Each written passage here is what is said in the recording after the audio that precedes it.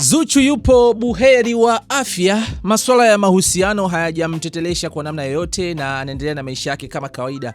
Jana kuna video ambayo imepostiwa na designer wake anaitwa Baila, na akaposti wakiwa zao wanakula zao dinner. Of course jana ilikuwa ni anniversary ya miaka, sema anniversary ya ndoa ya manager wa Zuchu, Kim Kiando na mke wake. So jana as family, hawa ni my best friends sana.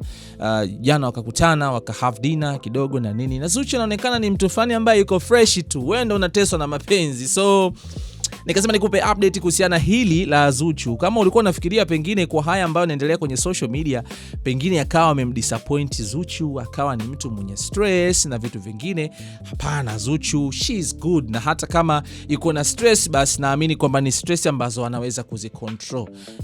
Kwa sababu mengi yamezungumzwa. Zuchu mjamzito, Zuchu akasema ameachana Diamond Platnumz.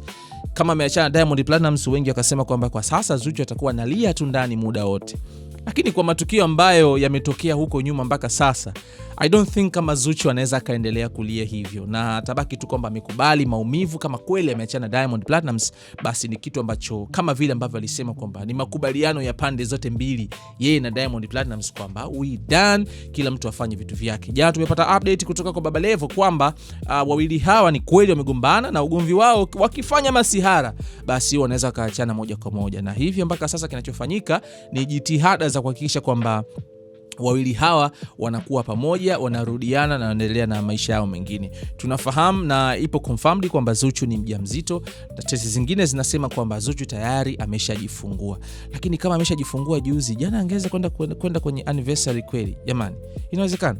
So inawezekana pia hata akawa hajajifungua, kwa sababu kama angekuwa amejifungua kwa muda ambao huu, sidhani kama ingekuwa rahisi kutoka kwenda kwenye anniversary, kwa sababu ni kama wiki mbili, sio wiki moja since inatajwa kwamba amejifungua. So inawezekana pia hata tetesi za kujifungua zisiwe za kweli. All in all, she's good na anaendelea na maisha yake mengine. Kama ulikuwa nadhani kwamba atakuwa na stress, hell no. Zuhura anakuambia kwamba ameshavumilia mengi sana huko nyuma. Wewe ndio utabaki unalialia tu na mapenzi.